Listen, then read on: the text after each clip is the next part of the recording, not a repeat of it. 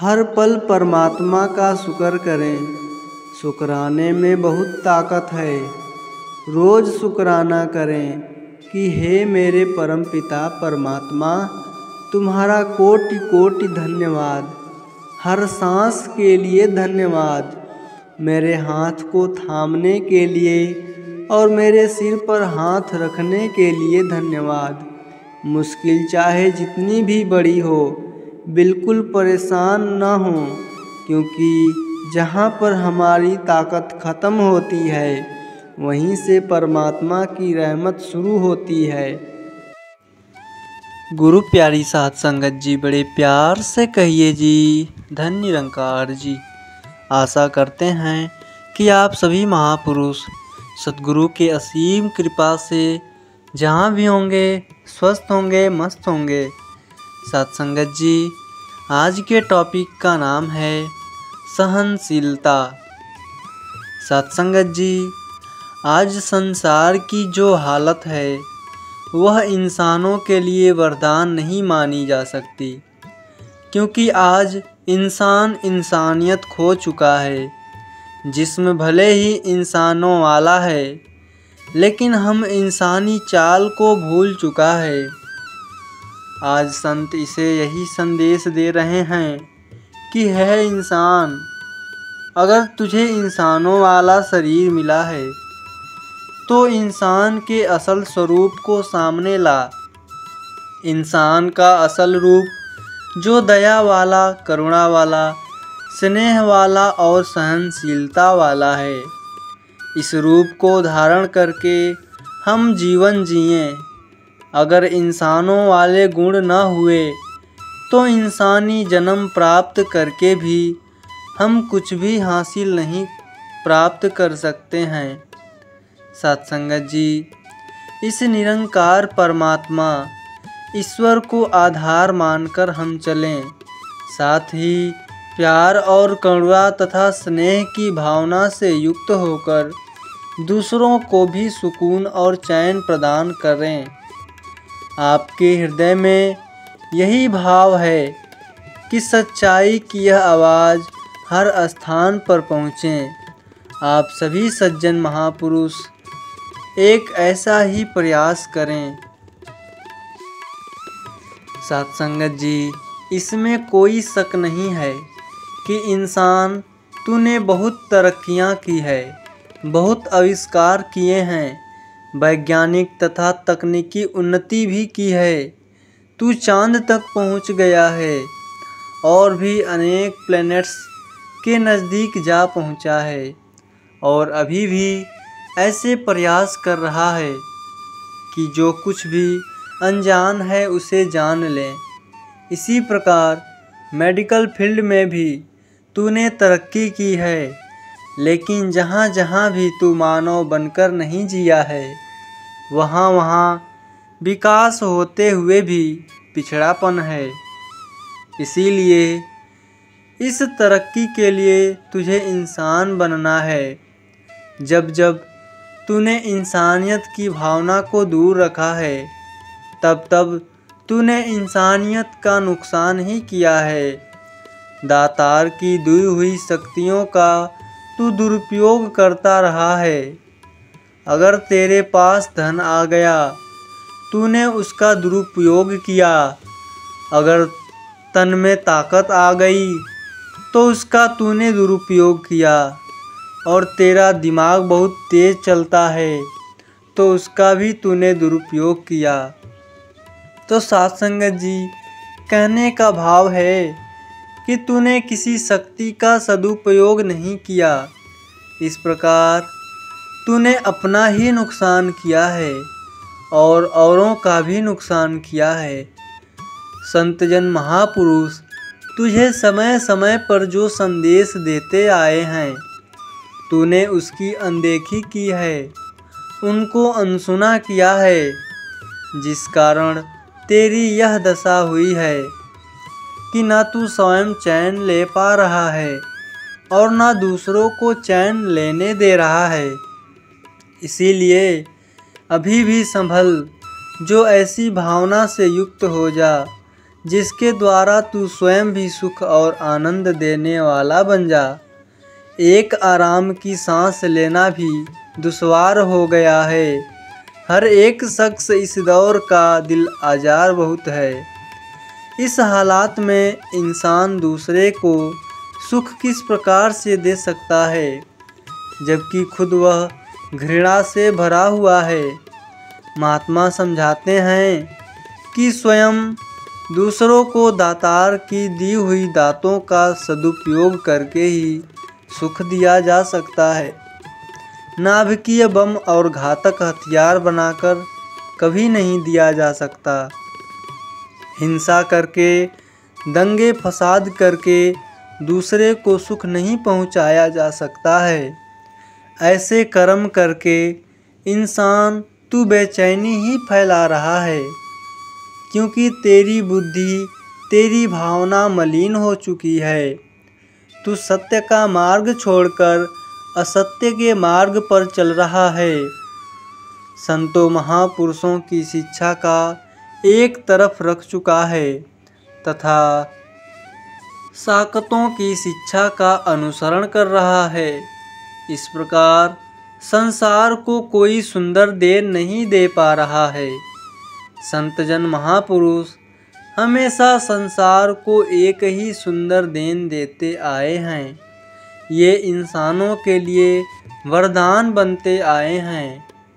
हर इंसान का मार्गदर्शन करते आए हैं और सोई हुई मानवता को जगाने का प्रयास कर रहे हैं कि इंसान गफलत की नींद से अब जाग जा, सहनशीलता करुणा की भावना से युक्त हो जाए, ताकि स्वयं भी शोभा का पात्र बन सके और दूसरों को भी सुख देने वाला साधन बने।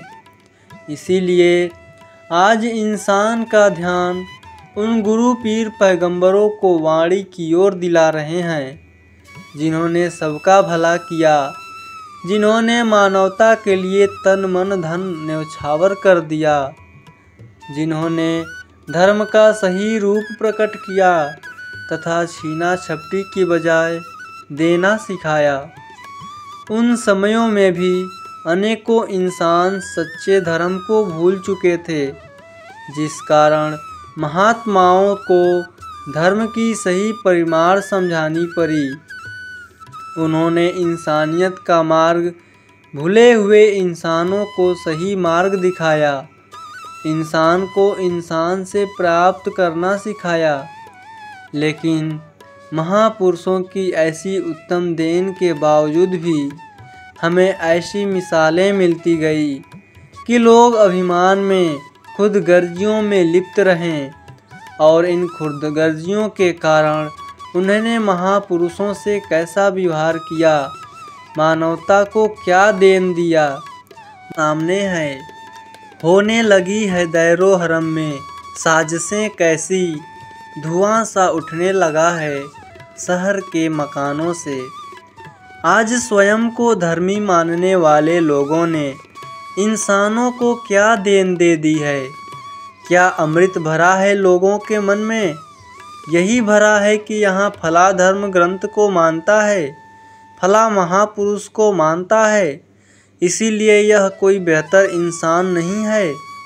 मैं जिसको मानता हूँ वही श्रेष्ठ है, इसीलिए मेरी मान्यताएं श्रेष्ठ है।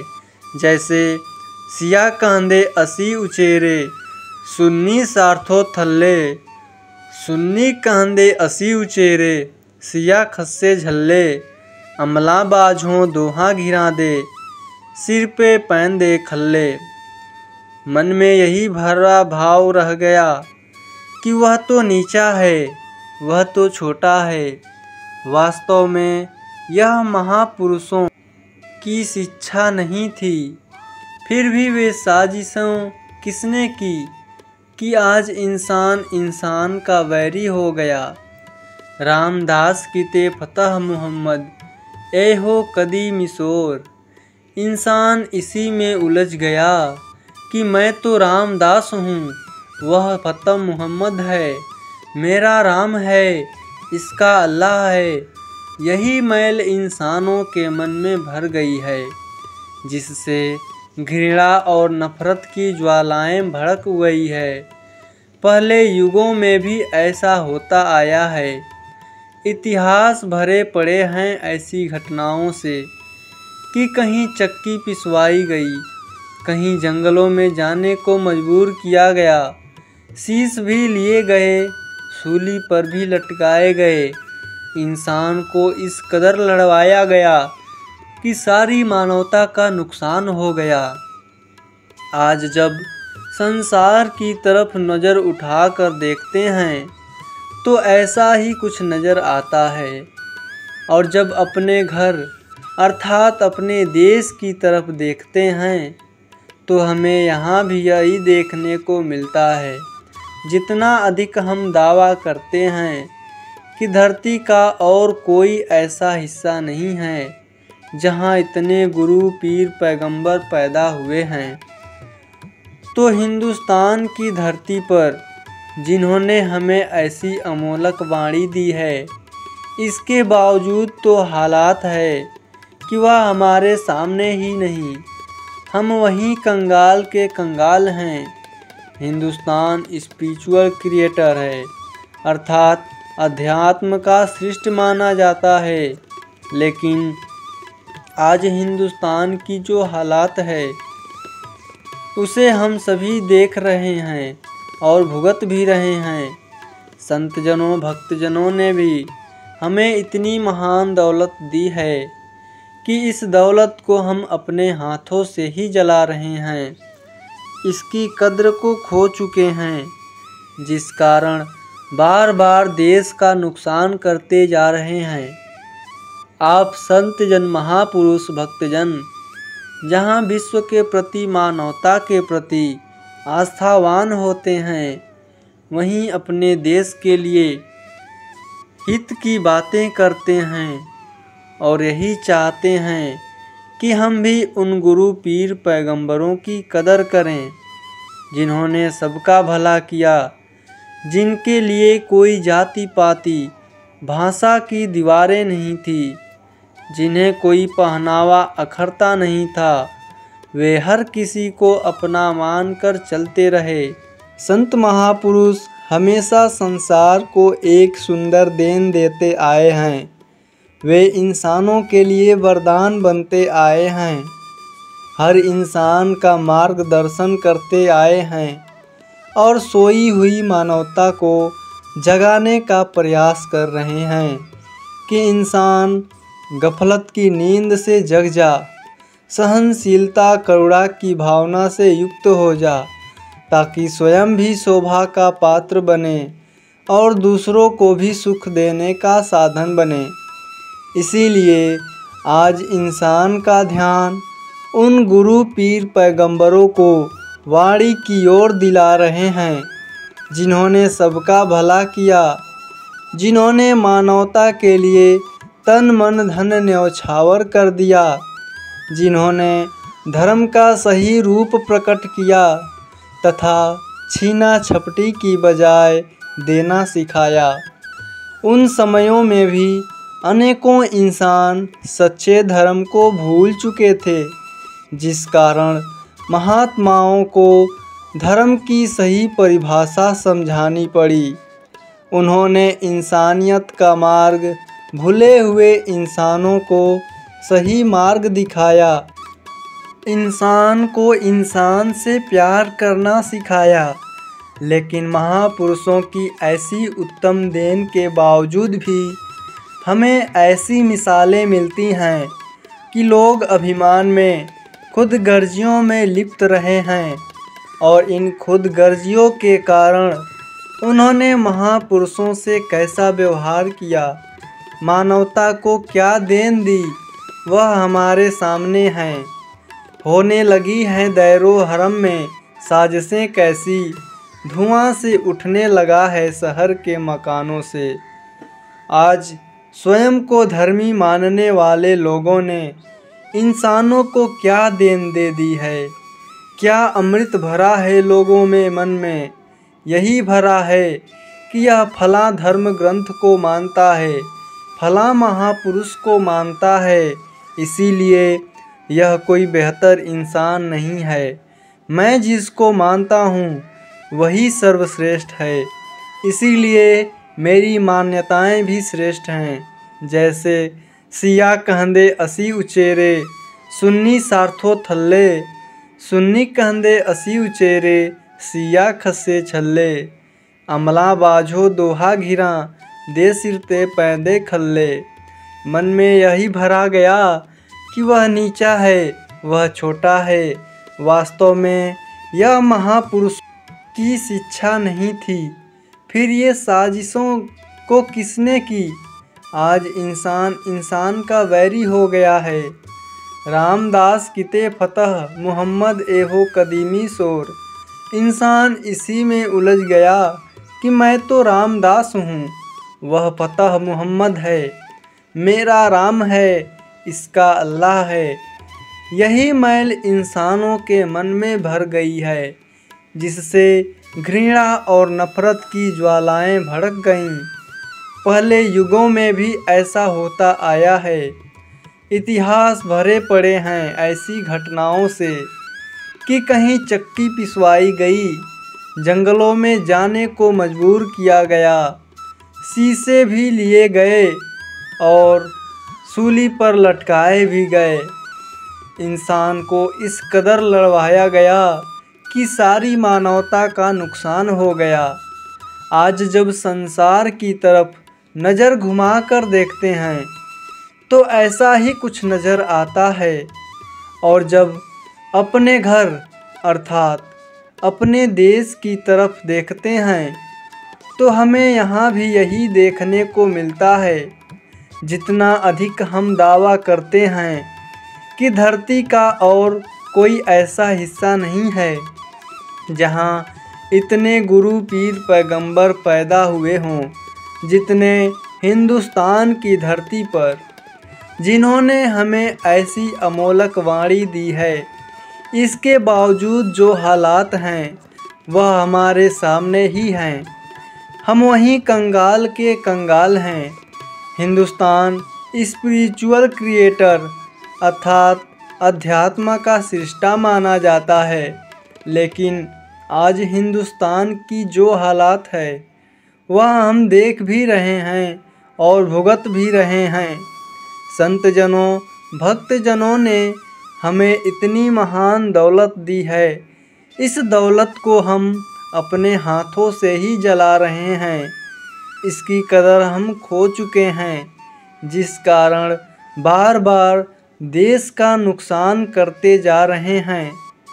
साथ संगत जी, आप सभी संतजन, महापुरुष, भक्तजन जहाँ विश्व के प्रति, इस मानवता के प्रति आस्थावान होते हैं, वहीं अपने देश के लिए भी हित की बात करते हैं और यही चाहते हैं कि हम भी उन गुरु पीर पैगंबरों की कदर करें जिन्होंने सबका भला किया, जिनके लिए कोई जाति पाति या भाषा की दीवारें नहीं थी, जिन्हें कोई पहनावा अखरता नहीं था।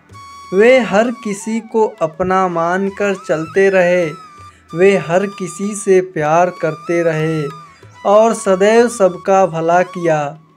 आज उन्हीं भावनाओं को, उन्हीं उसीलों को आप विस्तार से दे रहे हैं। साथ संगत जी, बड़े प्यार से कहिए, धन निरंकार जी। जिंदगी को जी उसे समझने की कोशिश ना कर, सुंदर सपनों के ताने बाने बुन उसमें उलझने की कोशिश ना कर। चलते वक्त के साथ तू भी चल, उसमें सिमटने की कोशिश न कर। अपने हाथों को फैला, खुलकर सांस ले, अंदर ही अंदर घुटने की कोशिश न कर। मन में चल रहे युद्ध को विराम दे, खाम ख्वाह में खुद से लड़ने की कोशिश न कर। कुछ बातें भगवान पर छोड़ दे, सब कुछ सुलझाने की कोशिश न कर। जो मिल गया उसी में खुश रह, जो सुकून छीन ले वो पाने की कोशिश न कर। रास्ते की सुंदरता का लुत्फ उठा, मंजिल पर जल्दी पहुंचने की कोशिश न कर। गुरसिक कभी पूरा नहीं होता, हमेशा वह हर पल सीखता ही रहता है। अगर कोई कहे कि मैं सीख गया हूँ तो ये संभव नहीं है। सतगुरु निरंकार अनंत है, बेअंत है। इसके बारे में वेद ने भी कह दिया, इसका अंत ही नहीं है।